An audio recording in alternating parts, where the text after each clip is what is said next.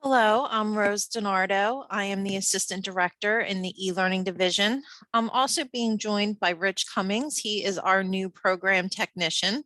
Rich will be monitoring the chat in the Q&A, and throughout the presentation, I will stop and ask for questions. Today, we are going to discuss quality matters in course design.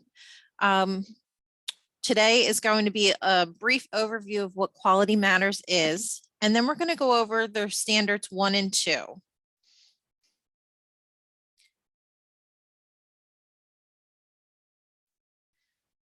We've already done a sound check, but in the future, these are some good tips for those of you who might join onto a webinar and cannot hear. You want to check and see if your speakers and headphones are connected. You want to make sure that your device is turned on. You want to check and make sure that your volume or mute button was on properly, and check if you're using the selected device. I don't think anybody has indicated that they could not hear, so we're going to go ahead and move forward.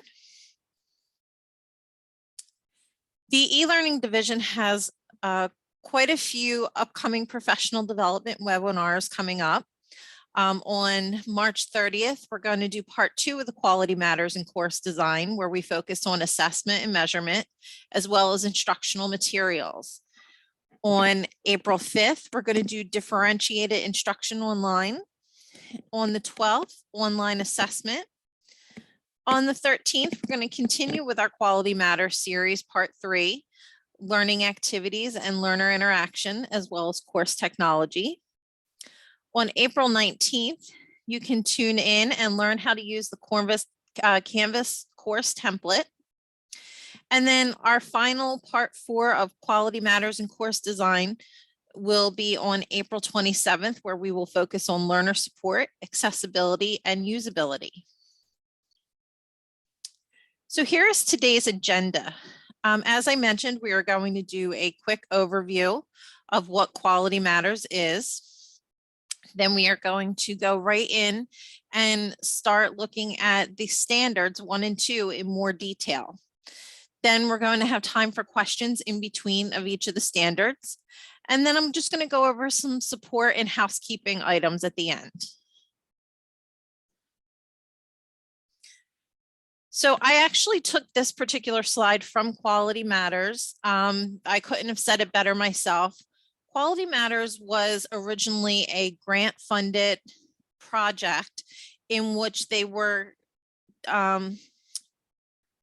to gather as much information as possible on anything and everything related to distance education and create the rubric that we are going to go over today. They are continuous. They are constantly reviewing this information. They are constantly upgrading the rubric. We are on the 6th rubric. That's what we are going to talk about today. They're centered on research, on student learning, and on quality. And we're going to talk about that quality in a little bit. As you can see, the quality goal that you want to aim for when you're creating a Quality Matters course is 85% or better. They are collegial. Quality Matters is faculty-driven and peer-reviewed process. Quality Matters is about the faculty. It is about you designing your course and being reviewed by peers and subject matter experts in your field. It's collaborative.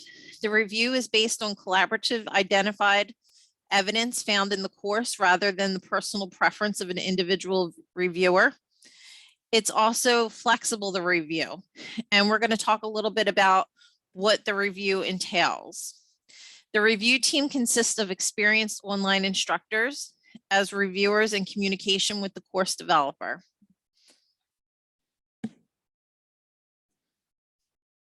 So what is this rubric that we're talking about that Quality Matters creates? The rubric is revised every 2 to 3 years. As I said, it is a continuous process where Quality Matters finds everything and anything that they can on online education. They are up to the 6th edition, which we are working on today and in our series. But they are also getting ready to start reviewing for the 7th edition rubric. The rubrics don't change too much. In this case, they added a couple standards, but for the most part, it doesn't change drastically. The rubric is divided into 8 standards and 42 specific review standards. Each standard is allocated a point value. There's 3 points, which means that this standard is absolutely essential to course design and that you should have it in your course. 2 points is very important and 1 point is important. The 2 pointers and the 1 pointers are optional things that you can put in your course. Over on the right-hand side of your screen, those are the 8 overall standards. Today, we're going to look at course overview and introduction, as well as learning objectives and competencies. But as I said before, we are going to go through all of them in a 4-part series. This is a little graphic of what the rubric looks like. You can see it's divided into the standards and then the specific review standards and then the point values all the way to the right. The rubric has 100 possible points. And as I mentioned earlier, your desired level of point value to get is 85. As I said before, 3 points are essential. So there are 23 3-pointers on the rubric, which would give you a total of 69 points. Then there are a subset of 2-pointers and 1-pointers where you would try and achieve the other 16 points. And then of course, if you wanted to, you could go above and beyond 85 points and you could get the remaining points by following everything on the rubric. Now, as you can tell, this is a little bit of a dry subject and I apologize. It's not the most fascinating thing to talk about, but it is a very important topic. So this is my funniest slide that I have for you today. The first one is, well, duh, because some of the things I'm going to tell you about the rubric and what makes a quality course, you're going to say, well, duh, I already do that in my course. And that's possible. And then there's going to be those doy moments where you're thinking, why didn't I think to put that in my course? That's a great idea. So this is our dove versus doy slide.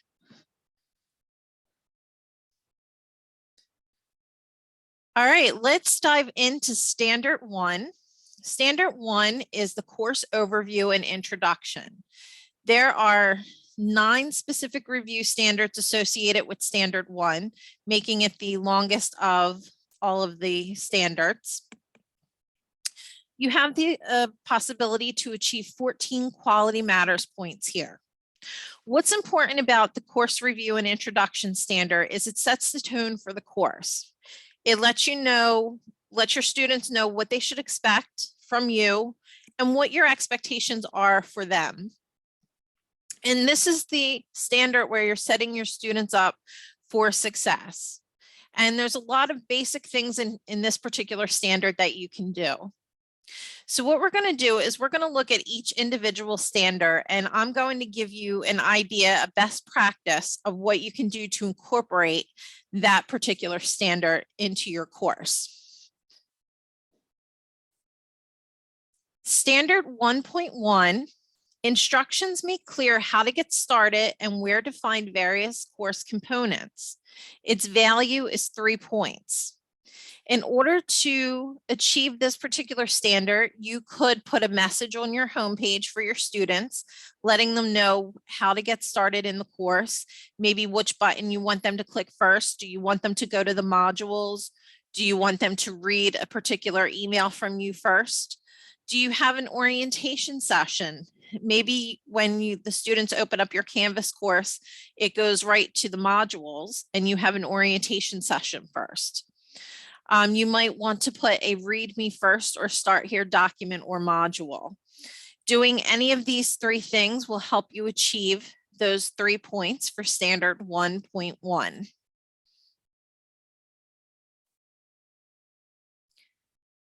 Standard 1.2, learners are introduced to the purpose and structure of the course, also a 3-point value.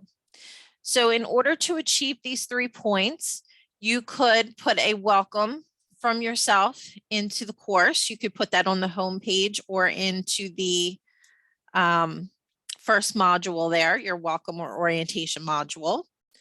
You could add a course schedule or calendar or a course outline. Now, I know in Canvas there is the syllabus section that gives the students a schedule of the assignments, as well as the calendar that gives the students the assignments, discussion boards, and quiz information. What they're talking about here when we say course schedule or course calendar or outline, it's more in depth. It's more of a matrix of, week 1, these are this is what you're going to read. These are the videos you're going to view. This is the work you're going to do. So it's not just the assignments, course activities, learning activities.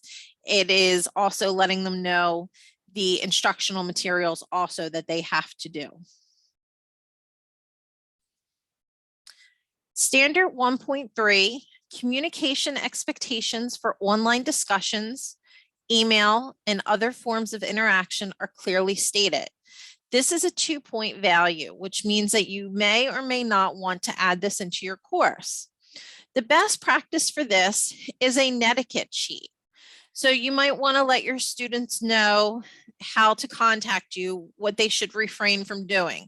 Refrain from using all capital letters or colored text or different fonts. You want them to address you in a positive manner. You want overall to be a professional communication. And that's what they mean by communication expectations. Now, in regards to doing this for a discussion, you might actually want to include or incorporate a rubric for online discussions, letting students know what they have to do in order to achieve certain point values for the discussion and for the responses to the discussion as well. That's in addition to the netiquette. However, you do not have to have both of those in order to achieve the 2-point value. One of them will suffice.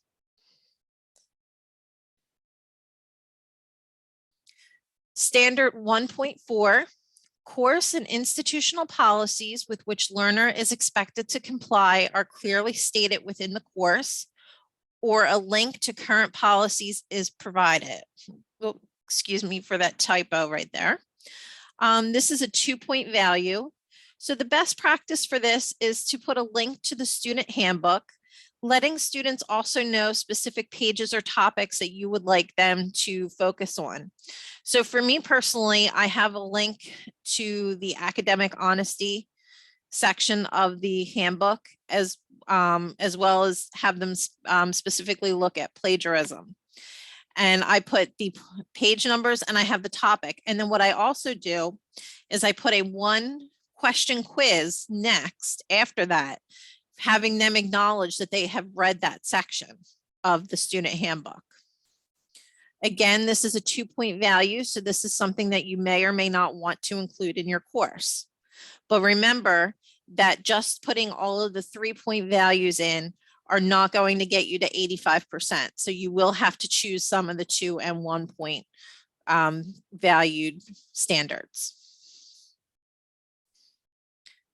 Standard 1.5, minimum technology requirements for the course are clearly stated and information how to obtain the technologies is provided. This is also a 2-point value. This is a very easy one to add to achieve your 2 points. You would let your students know what equipment is necessary. Do they need speakers, microphones, headsets? Are they going to have to download any software, online tools, apps, or plugins? Most importantly, publisher materials. If you are going to use a third-party publisher material, it is always good to let the students know that in the syllabus, let them know how they are going to use that material, how they're going to access it, and also provide technical support information for the publisher as well. Standard 1.6, computer skills and digital information literacy skills expected of the learner are clearly stated. This is a 1-point valued standard. Best practice for this is to let students know whether or not they're going to need to use email. Are they going to need to attach files? Are they going to have to learn how to create, save, and share documents?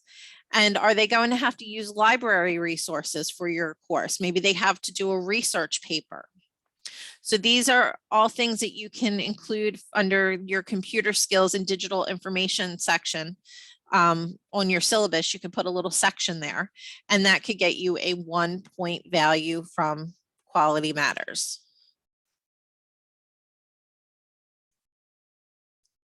All right, standard 1.7, expectations for prerequisite knowledge in the discipline and or any required competencies are clearly stated. This is a 1-point value. The best practice for this is to include a spot on your syllabus for prerequisites. Prerequisites, for those of you who may not be familiar, can be found by obtaining a copy of the master syllabi from your department, or we also have them in the academic guide as well. And you can just copy and paste that information from those sources and put it into your syllabus.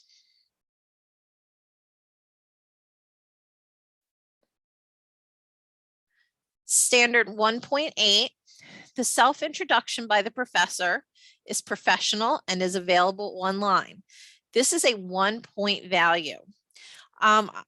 Personally, I'm surprised that this is a 1-point value because I have read a study that states that retention is much better in a course that has a video of the instructor or some type of self-introduction. So what you could do for this is you could put your greeting to the students on a homepage or on the syllabus. You could let them know what your teaching philosophy is. When I say personal information, I don't mean giving out your cell phone number or anything like that, but maybe you want to let them know your hobbies or if you have pets or things of that nature. You may want to share a picture, or you may want to do an audio file for the students as well.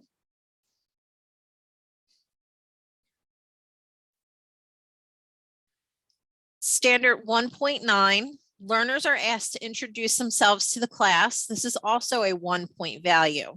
So for this, the best practice would be an introduction discussion board. For the board, you could either simply ask them to introduce themselves, or you can pose specific questions in order to get them talking. So for myself, I ask them certain questions like how many years have they been at the college? What are they majoring in?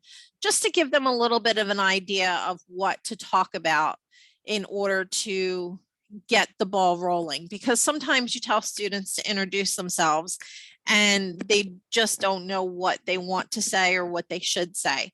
So you could give them, throw out a few questions to get the ball started and get the conversation going among students. So that is standard 1, course overview and introduction. I'm going to take a moment and check in with Rich and see if there's any questions.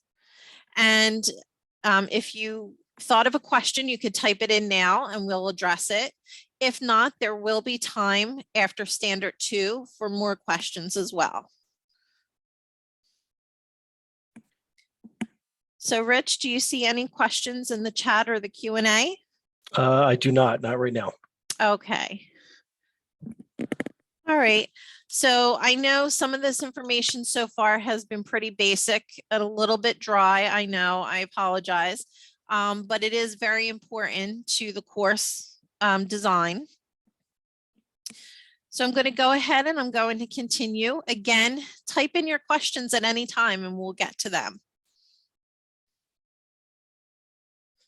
Standard 2 is about learning objectives and competencies. Now you'll notice that there are 5 specific review standards that are part of standard 2, and they are all 3 pointers. So that means you have an opportunity to get 15 quality matters points. Standard 2 is most important to quality matters because it builds the foundation for the course. And this is where we start aligning things. And I'm going to talk a little bit more about that as we go through the different specific review standards in Standard 2. And then if you join us for the other parts of the series, you'll see how Standard 2 affects and aligns with some of the other later standards down the road. Standard 2.1, the course learning objectives or course program competencies describe outcomes that are measurable. Again, 3-point value. Excuse me. So the best practice for this is to use the course learning objectives from the master syllabi that were approved by the department. The language in those competencies should show that they are measurable. They should use words like develop or demonstrate or articulate, whatever the students are going to have to do to prove that they have learned and can meet these objectives. So again, this is on the master syllabi for your department. Now, as adjuncts, I don't know if you have availability to them on our shared drive, but if not, you can ask your department secretary and he or she can provide that for you. Standard 2.2, the module unit level learning objectives or competencies describe outcomes that are measurable and consistent with the course level objectives or competencies. So this is where we start to see alignment. We want to make sure that the overall learning objectives for the course match the learning objectives in the module. So if you are telling the students that they are going to have to learn how to describe something in the overall program, you want the module to start having them learn that information as well. So you want to align it with the overall program and course objectives. And again, you want to make sure that you use that measurable language. You want to make sure that you just don't put, students will know how. No, you want them to describe. You want them to articulate. You want them to analyze. So that is an example of measurable language. Standard 2.3, learning objectives or competencies are stated clearly. They're written from the learner's perspective, and they are prominently located in the course. 3-point value. So the best practice for this is to put the learning objectives for each module on a page within the module. And each one of them would start, upon completion of this module, learners will be able to. So if you're not familiar with how to create a page, that's something that you could always contact us for after the webinar. But you would create that page and you would make sure that it's the first thing in the module so students can see what the learning objectives will be first before they proceed to the other work.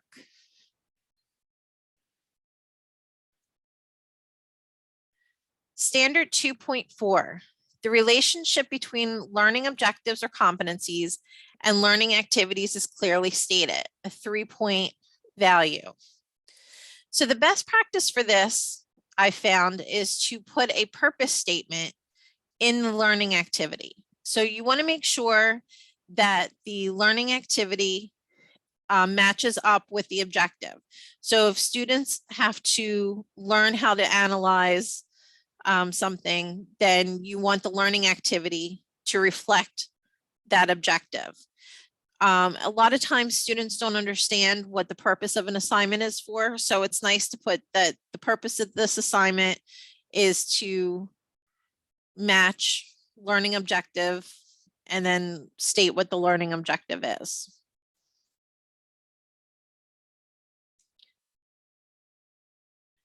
Standard 2.5, the learning objectives or competencies are suited to the level of the course. This is a 3-point value. So the best practice for this is to use Bloom's taxonomy and use the correct level of wording in your learning objective. So what happens is in a course review, when a reviewer is looking at your course, they are looking for that wording. They are looking for whether or not, you know, is it do they have to describe? Do they have to analyze? Analyzing is much higher on the course level than it is to describe something. So they want to see if it's a 100 level course and it says to analyze, then maybe the work is too high for that course level. So that's what that means when it says that it has to be suited to the course level.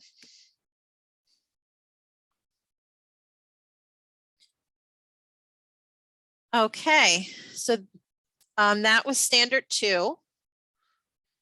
Now I know I throw a lot of information at you. I'm sure that there are questions. If you have questions about reviews, questions about standards 1 and 2, questions about quality matters, please feel free to add them into the chat or the Q&A box. And Rich will let me know that they're there. While I'm waiting, I'm going to just go over some housekeeping items. And Rich, you can interrupt me at any time when you see a question. Okay, we'll do. So what can we do for you in the e-learning division? Do you want to use Canvas as a supplemental tool for a face-to-face class? Do you want to create a new class, an online or hybrid course for a future semester? Or maybe you already use Canvas and you have an existing class and you want to enhance it by learning more about the functions available in Canvas, or even more about quality matters. If you wanted us to do like a little faux review, we could do that for you. All you have to do is reach out to us and I'll give you our contact information.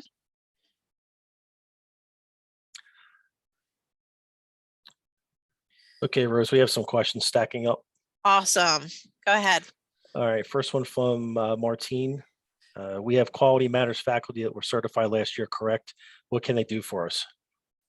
So they can also go through with you and look at your course if you'd feel more comfortable having someone, one of your peers, go through the course with you. They can, you can give them access to your course as an observer, and they can review going through the Quality Matters rubric, and they can give you some suggestions on how to enhance your course if you'd like. Okay, how would, from Elise, how would you get a copy of that rubric? I can send out a copy of the rubric to everybody who is participating in this webinar. And then what we're going to do is when we add the recorded webinar to the Canvas Faculty Hub, we'll also include a copy of the rubric there as well in case you misplace it. And then the one thing that we ask is that you do not let this rubric leave outside of Camden County College, because there are specific copyrights and things that go along with it that because we're members of Quality Matters, we're not to share it. We can only share it within Camden County College. We cannot share it outside of Camden County College. Okay, from Jacqueline Beeman, it seems like there's some overlap, like adding a master syllabi. Is that okay to include in only one place? Yes, it is. Yes, that's a very good observation. So there are a lot of overlap. You could just put things in the master syllabi, or what I like to do is I like to keep my master syllabi a little simple, and I like to put things individually in my orientation session. So if students want to go right to the student handbook, there it is. If I want students to look at Noodle tools, there it is. So it's up to you how you want to do it. If you want to keep it all consolidated in the master syllabi, that's fine. As long as it's there and accessible to the students, you would earn points for that. Okay, I believe this was addressed already from Patricia. Where can we find the Course Matters rubric? You addressed Yeah. that already, correct? Yes, yes, I will be sending that out. And from Karen Hamburg, is there a standard for what level of Bloom's taxonomy is suitable for course level? 100, 200, et cetera. So when you access the pyramid for Bloom's taxonomy, you'll see that the larger bottom portion of the taxonomy pyramid would be most appropriate. As you go up in the pyramid, that is more for, 2, 3, and 400 level courses. All right, another question from Jacqueline Beeman. In terms of master syllabi, can I use the Camden County College version, or should I also create my own master syllabi with general info for all my courses?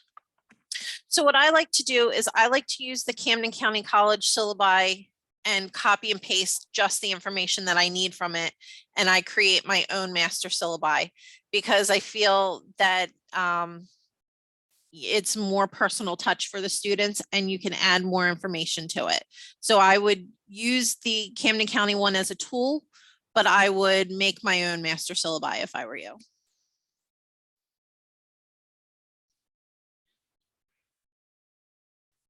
Anybody else have any other questions? That looks like that was the last one that was posted. All right, I'm going to just keep talking a little bit for some housekeeping stuff. And then if any more questions come in, just interrupt me, Rich. Okay. So we have support available. There's Canvas support through the search guides, through the support hotline, and through a live chat that you can do. They are available 24/7 every day of the year. You also have support from the e-learning division. And I apologize, I have that email will work, but it should be elearning@camdencc.edu. But if you send something to distance learning, it will send it to us as well. We're here Monday through Fridays, 8:30 to 4:30. And we have the bad habit though of checking after hours as well. So you might hear from us after hours if you send us something.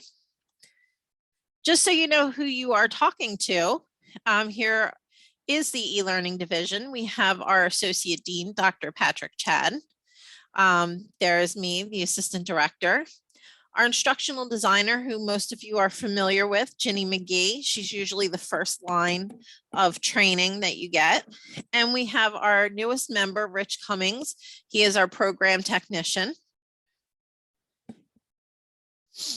And I want to welcome you to join me on March 30th to the Quality Matters in Course Design Level 2, where we will be discussing, let me get that information. We will be discussing assessment and measurement and instructional materials.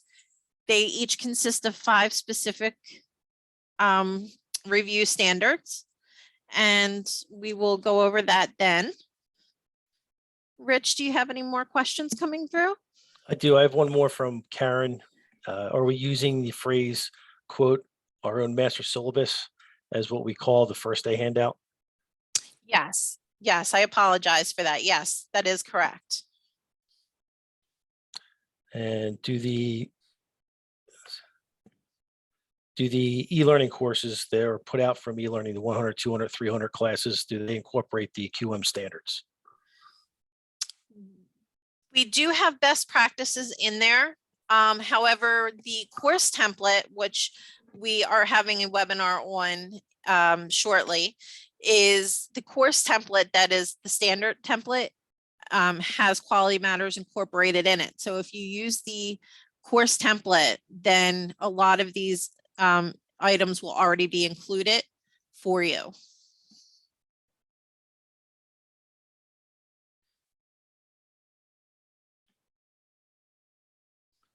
Any more questions? I don't see anything else on the board. Okay. We'll just leave it open for another minute in case anybody's typing. I want to thank you for taking the time to join us today. I appreciate you giving your afternoon to us. We'll stay on for a few more minutes if you have any more questions. Otherwise, if you want, you're free to go.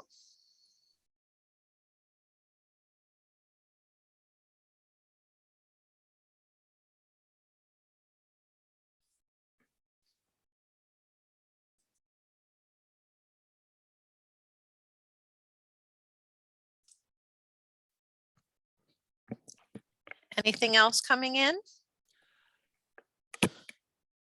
No, nothing else coming in other than Okay. thank yous and great job. Okay. Oh, well, thank you very much. Again, I know it's a little bit of a dry material, but it's something that is important to know. And as you can see, a lot of the things are very easy to incorporate. And if you go through the rubric, you'd be amazed at how many things you probably already do that Quality Matters gives a point value to. All right, I'm going to stop the recording.